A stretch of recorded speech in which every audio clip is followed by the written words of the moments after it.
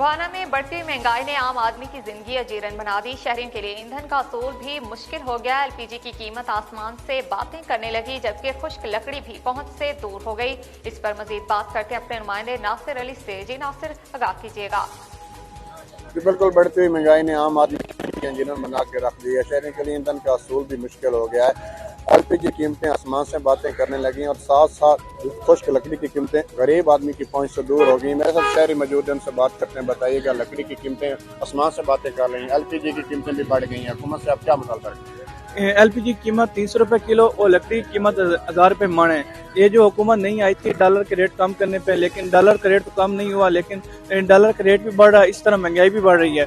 Dollar हमारे पास 265 रुपए तक चला गया है। और ये देखें, एक गरीब बंदा जो 500 या 700 कमाने वाला है, वो खाने पीने की चीजें पूरी करे या उसको पकाने के लिए तो ईंधन की जरूरत पड़ती है, लकड़ी जलाने की जरूरत पड़ती है। तो लकड़ी हमारे पास वो बहुत ज्यादा महंगी है।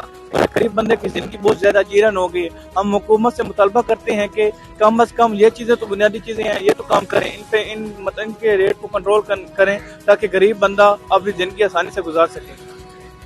बिल्कुल, शहरी की बात आपने सुनी। इनका कहना है कि हम हुकूमत पाकिस्तान से मुतालबा करते हैं कि एलपीजी की कीमतों को किया जाए, साथ साथ खुश्क लकड़ी की कीमतों को भी कम किया जाए, ताकि हम अपने बच्चों का पेट पाल सकेंगी। शुजाबाद के